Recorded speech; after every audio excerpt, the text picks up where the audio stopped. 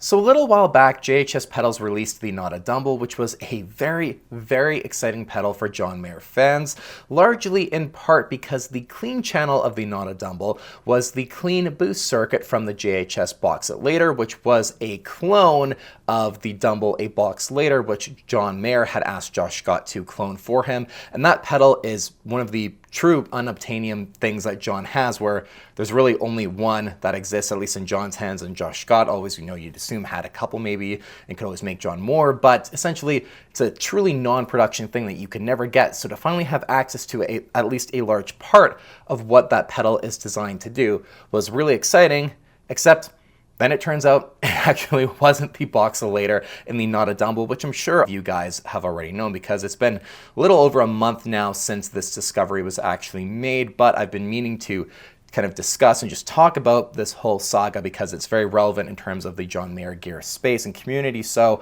I watched this video that Josh put out on the JHS Pedals YouTube channel when it first released, and then my life has been really crazy, to be fully honest, for the past couple of months. So I haven't had time to kind of react or talk about it. So it's been a while since I've watched it. We're going to watch parts of it together. I'm going to provide some commentary and some also further insight and details as to kind of the relevance in the John Mayer gear space and what I think might happen from here on out.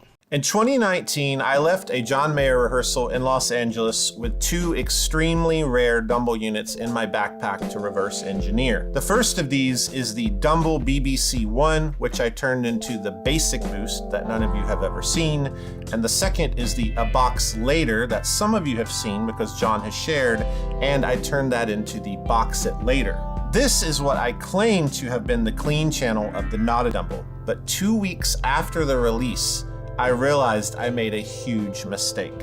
I accidentally used the more rare Dumble BBC-1 instead of the Box It Later. So without further... For one, I absolutely love Josh's humor and just the way he goes about making a lot of these videos. I think it's absolutely fantastic. So first thing I want to point out is my prediction of the timing of Josh kind of making the Box It Later was 100% accurate. The 2019 World Tour rehearsals, Josh had shared on his Instagram a couple of photos at the rehearsals with John. There's one where he's got like the 64 and you see a little bit of the pedal board and some rack gear and stuff like that, which ended up being the Shinai Psychedelic Companion Amplifier Machine. That's the tone for I Guess I Just Feel Like. John was kind of testing that, I believe, with Josh. I'm not 100% sure.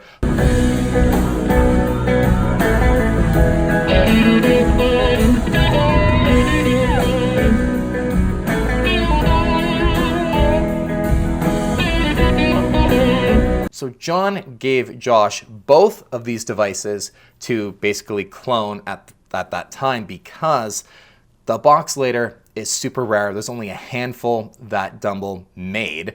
My friend Gabe has played a different looking version of one of these. I can't share the photos of what that looks like with you guys, but there's from my understanding, at least two versions that Dumble made, where this is kind of, the one that's more famous just because purely John's actually shared photos of it and stuff. But then there's another version as well, that same functionality, just in a different enclosure style. My friend Gabe has played it and he said it's just a very amazing circuit, especially the clean boost functionality of it. It's like the best clean boost he's ever played. And then there's this Dumble BBC-1, which is super interesting because that I don't think anyone had really ever heard of until Josh made this video because of the fact that he switched these circuits and mistakenly used the BBC-1 instead of the A Box Later. Now, what is pretty cool is that there's an old forum post from 2010 where the member Stevo57 comments on this pedal with a photo of it, saying that a buddy of his sold it on eBay a few years back, and JM was actually the one who purchased it. So dating John to acquiring that pedal probably in the mid to late 2000s. Andy Fuchs has also commented on this pedal on forums like the Amp Garage in the past. One of the kind of speculatory things he says is it could be the origin of, the FET input in Dumble amps, possibly, or having to do with something like the Barkus Berry preamp as well, being inspired by that sort of thing. So there's a few things online you can kind of go and find in terms of what this device actually does, but because it's so incredibly rare, there's not a ton of information out there, which, you know, is kind of to be expected, especially with a really rare Dumble stuff like this. Now, in terms of a box later pedal, like I've mentioned, my buddy Gabe has played a different version of this pedal. There are, you know, for sure a couple that do exist, not a lot, but, you know, maybe a handful, if that. John acquired this pedal, we know, at the earliest around the Continuum sessions. There is a kind of shot where John was using the King of Tone, one of the earlier versions, for the studio sessions of Continuum with the John Mayer Trio pedal board as the foundation, but you see the box later right there as well beside the board that John is using. So involved in the studio sessions of Continuum, and then as well during the Paradise Valley sessions, there's that really awesome shot where it opens up and John goes to like the pedal drawer and he pulls open the top drawer and he's kind of talking, and then the pedal he takes out is the box later. So not out of this realm of possibility to kind of speculate that it was used on the Paradise Valley sessions as well. And then for John to then go to Josh and be like, hey, can you clone both of these? Clearly indicates that he's been using it a decent bit behind the scenes, probably wants something that he can beat up and use on the road, just like he did with the box later. I'm just editing the video right now and I had to turn the camera back on because in the video from the Paradise Valley studio sessions where you see John, I'm talking about how he takes out the box later, and it's just one of the very few shots of footage we have with John with it. I paused it for a moment and just was looking at that pedal drawer, kind of thinking to myself, oh, you know, just I wonder if the BBC-1 was actually in that drawer. And it actually is. In the very back of the shot, I'll put like a little arrow to show it. You can actually see the BBC-1 is in that photo. I'd always thought it'd be kind of fun and stupid just to do a video where I try and highlight and, you know, point out what every pedal in this shot was. And that would have been one if I made that video that we would have never been able to solve until now. But now that's clearly, it was there all the time. You see it right there kind of in this top shelf of all of John's kind of pedals and stuff like that. And yeah, kind of cool. Just something I wanted to point out before we continue on with the video, because that's something that, yeah, I just thought was like, oh, what are the odds it's there? And then it actually is. Anyways, hope you guys are enjoying the video and I'll let you get back to it. On Sunday, May the 11th, I knew I was going out of town for a family trip the next morning, and I wanted to prep for a short circuit where I was going to teach everyone how to modify the NOTADUMBLE with a few things that were being requested, like a second foot switch in place of the channel switcher. And I also wanted to put a TRS effects loop, just like the box later has, so that if people wanted to experience the effects loop, they could. I shoot an email to my head engineer, Josh M., and I simply say, hey, can you export these schematics and work up a quick little chart for me so I can do the short circuit when I get back? The next day, he sent me a reply, and upon reading the end of that reply, I immediately froze, knowing something was horribly wrong. Regarding the effects loop, there isn't any supporting circuit to do a proper return. I don't have any info on what was done on John Mayer's Box It Later, but I'm guessing Cliff, my former head of engineering, added a second post-return circuit. The box later has a very clear send return, physically and when you're looking at the schematic. So I realized in that exact moment, he was looking at a very different circuit, and I began to go, oh no, what have we put into NOTADUMBLE? I immediately jump on my phone and I start digging through our JHS R&D database. It's a file system with every project we've ever worked on, with schematics, photography, a history of everything we've done. There's no mention, no file anywhere, no folder that says Box It Later. There's nothing that says Dumble, and that makes no sense. I can't figure out why that's happening because we keep really good records. So there's no schematic. I don't even know for sure what schematic he's looking at. I keep digging. I go to my photos. I type in Box It Later thinking, surely there's some photos here. I take pictures at my workbench a lot. It's helped me in the past. There's no schematics in my photos. There's no JPEGs. There's nothing. But I do start seeing photos. I see the original photo that I took of the Box It Later on my workbench before I shipped it to John. Some of you have seen that on the internet. And then I see a photo that I do not remember and I have no definition for. It is a pink background and it's the Box It Later. And next to it is another pedal that looks identical. And it just says Basic Boost. and I cannot remember this pedal. I showed the BBC-1 to Ryan Tone Geek on a Google Meet call last week when I was trying to piece together my mistake. He's actually the person who posted some old gut shots of the A Box Later on our unofficial Facebook group, and noticed that it didn't look anything like the circuit he was reversing in our NOTADUMBLE, and he said, yeah, this is weird. I've never seen this. There's no photos of it, and it's ultra rare. I feel crazy, and I feel like the universe is gaslighting me. I love how a friend of mine, friend of the channel, Ryan the Tone Geek, as you guys know him, he makes a lot of great clones of things and like designs, even like has done some like Dumble amp builds and stuff like that. A really great guy.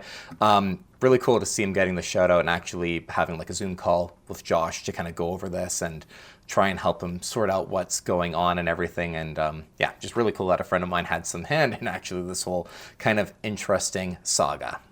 So I continue to dig. It's literally one of the worst feelings I've ever had in the history of JHS, because I really, at this point, I don't know what's in this pedal, and I'm selling thousands of them, and that bothers me, as it should. I keep digging, and I think, oh, iPhotos uses the metadata, and you can type in a city. I've done this before, so I type in Los Angeles, and it shows me every trip I've had to Los Angeles, and I find the rehearsal. I find the 2019 rehearsal, and I see two photos. First of all, I see me holding the Box It Later over my backpack, and then I see a photo that weirds me out. I'm holding a Dumble BBC-1, and I don't have any memory of this unit. I put two and two together and go, I actually brought home 2 units, and we made John 2 clones, and I'm realizing that this basic boost that we made for John based off the BBC-1 has to be what's in there. So I go to the database, I type in BBC-1, I see it, I go to my emails, I see BBC-1 showing up, and I realize that in a wild turn of events, the only thing that got digitized from reversing these 2 units and making John replicas was in fact that BBC-1. So right there you hear from Josh how they stumbled upon the mistake that was made in terms of the circuitry that is actually in the NOTADUMBLE.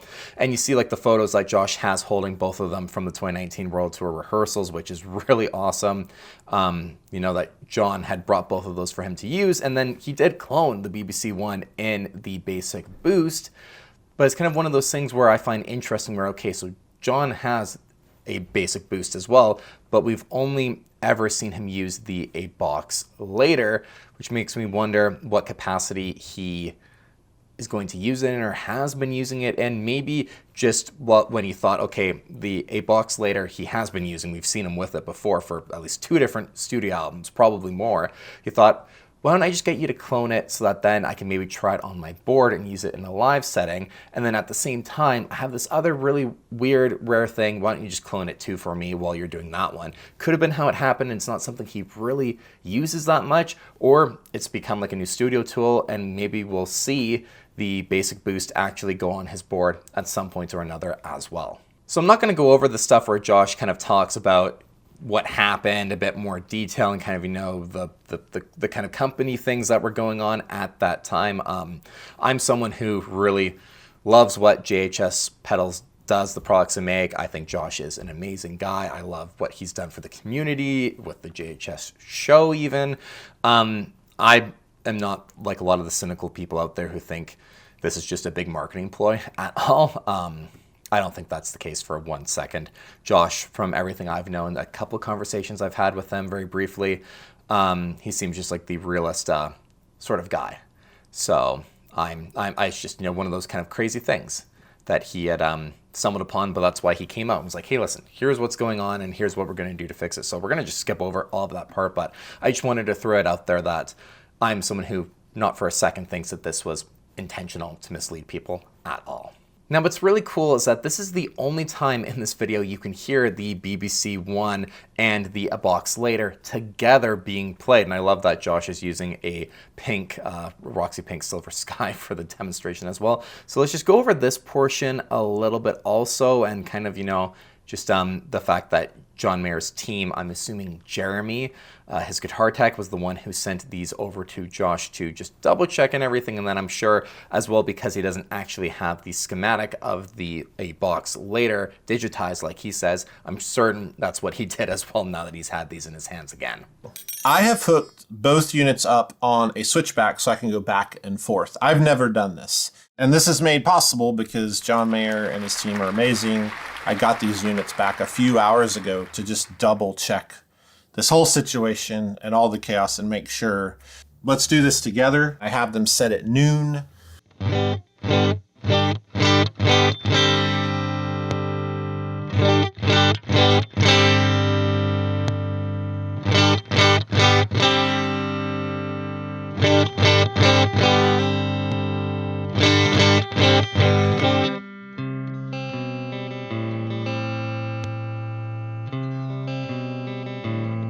Just off the bat with super similar controls at noon, they are doing the same exact thing. So let's crank up the gain and the drive. The recover is the gain on this one.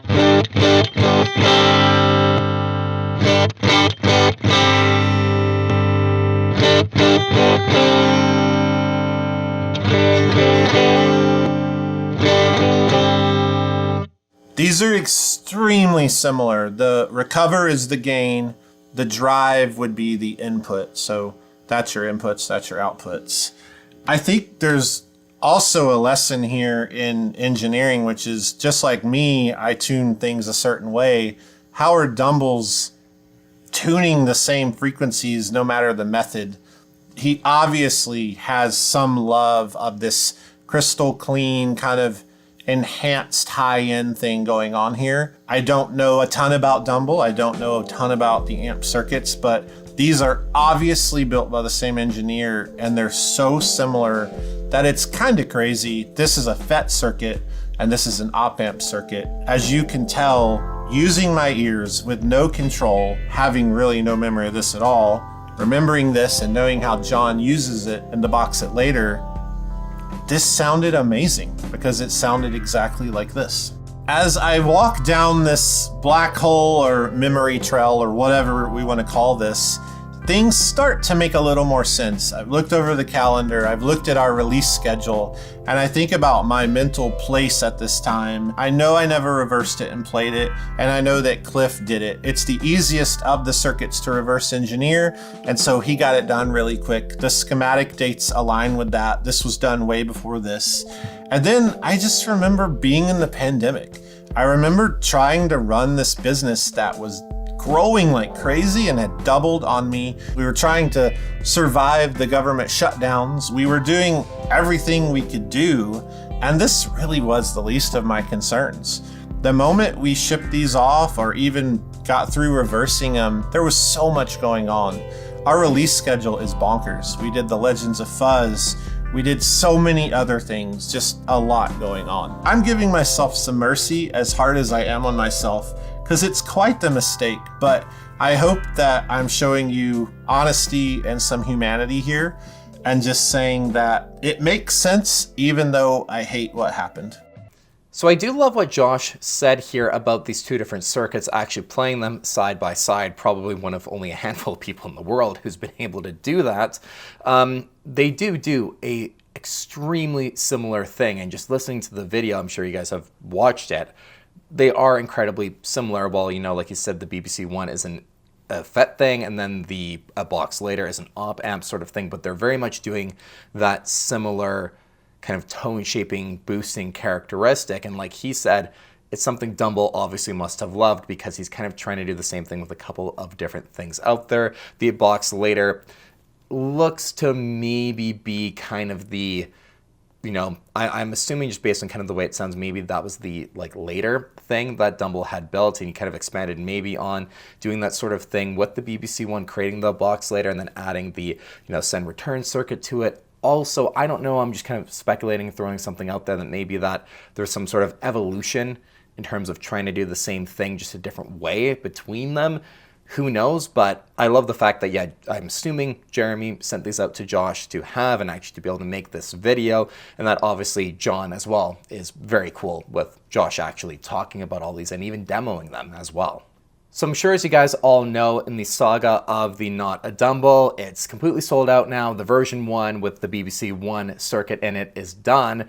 And then now we kind of have to wait and see what Josh exactly does with like a V2, if that is going to have the box it later circuit inside of it, which is, from what I understand, is what he's looking to do, because that's kind of the, I believe he had said, the original intention of the pedal, and he still wants to follow through with what he originally intended the pedal to be.